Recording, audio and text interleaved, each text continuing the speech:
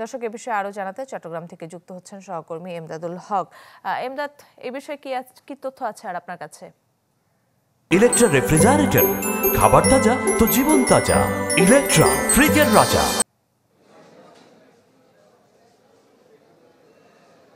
কাকলী আদালত অঙ্গন থেকে আদালত ভবন থেকে আসলে নথি গায়েবের যে বিষয়টি, সেটি একই সাথে যেমন চাঞ্চল্য তৈরি করেছে, একই সাথে একটি উদ্বেগ, উৎকণ্ঠা এবং শঙ্কাও তৈরি করেছে। কারণ 1911টি নথি, সেটি কিন্তু খুব কম সংখ্যক নয়, এবং এর মধ্যে হত্যা, চোরাচালান, বিস্ফোরণ সহ মাদকের যে নথি আছে সেগুলোর, এবং যেটি বলা হচ্ছে যে এই যে সিডি বা নথি যেগুলো পাওয়া যাচ্ছে না, সেগুলো আসলে মামলার বিচার কাজের জন্য অনেক বেশি গুরুত্বপূর্ণ। কারণ মামলার যখন কোনো একটি মামলা হয়, মামলার যখন তদন্ত করা হয়, তদন্ত প্রতিবেদন দেওয়া হয়, আদালতে যখন অভিযোগপত্র দেওয়া হয়, তখন কিন্তু আসলে এই যে এই সিডিগুলো দেওয়া হয়, এবং পরবর্তীতে বিচার কাজ এবং একই সাথে সাক্ষ্য গ্রহণ সহ সার্বিক বিষয় কিন্তু এই নথিগুলো লাগে। এবং এই যে জায়গাটি আমরা দেখাচ্ছি, চট্টগ্রাম মহানগর পিপি কার্যালয়, সেই পিপি অফিসের ভিতরেই কিন্তু আসলে অনেক নথি আছে। তো মহানগর পিপি যেটি জানিয়েছেন আমাদেরকে,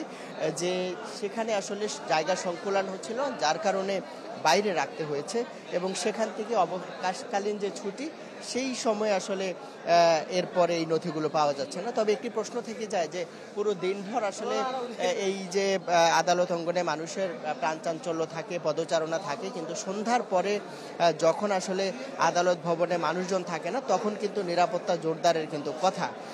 তো সেক্ষেত্রে আসলে ওই সময়টিতে কিভাবে এই যে নথিগুলো খোয়া গেল, সেটি কিন্তু আসলে একটি বড় শঙ্কা এবং উদ্বেগের বিষয়। তো এই বিষয়টি আসলে পুলিশের কাছে, যেহেতু গতকালকে থানায় জিডি করা হয়েছে, পুলিশ যেটি জানিয়েছে, তারা জিডির ভিত্তিতে তদন্ত কাজ শুরু করেছেন, এবং খুব দ্রুত তারা একটা তদন্ত করে একটা ব্যবস্থা নিতে পারবেন, এমনটি কিন্তু বলছেন।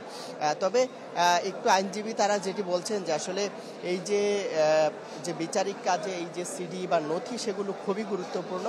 অভিযোগপত্রের সঙ্গে আদালতে এই যে সিডি সেগুলো জমা দিতে হয়। মামলার তদন্ত কর্মকর্তা সিডিতে মামলার যে ধারাবাহিক অগ্রগতির বিবরণ লিখে রাখেন, সেগুলো তদন্ত কর্মকর্তার যদি পরিবর্তনও হয়, তখন আসলে নতুন কর্মকর্তারাও কিন্তু একই সিডিতে বিবরণ লেখেন। সে অনুযায়ী কিন্তু আদালতের সাক্ষ্য এবং পরবর্তীতে এই অনুযায়ী বিচার কাজ পরিচালনা করা হয়। সেক্ষেত্রে এই সিডিগুলো যদি পাওয়া না যায়, নথি যদি পাওয়া না যায়, সেক্ষেত্রে যে এই যে বিচারিক কার্যক্রম, বিচার প্রক্রিয়া, সেটি যে চরমভাবে বিঘ্নিত হবে, এবং ন্যায় বিচার বা সুষ্ঠু তদন্তের কাজ সেটি বিঘ্নিত হবে। সেই শঙ্কার কথাই কিন্তু আসলে আদালত সংশ্লিষ্ট যারা আইনজীবী আছেন তারা বলছেন। তো দ্রুত এই নথিগুলো কিভাবে বের করা যায় বা তদন্ত করে কিভাবে বের করা যায়, সে ব্যাপারে যেন দ্রুত ত্বরিত উদ্যোগ নেওয়া হয়, সেই প্রত্যাশার কথা কিন্তু জানিয়েছে সবাই। এমদাদ, আপনাকে ধন্যবাদ। দর্শক, চট্টগ্রাম আদালত থেকে 1911টি নথি গায়েবের অভিযোগ উঠেছে। এ বিষয়ে আরো জানাতে চট্টগ্রাম থেকে যুক্ত হয়েছিলেন সহকর্মী এমদাদুল হক।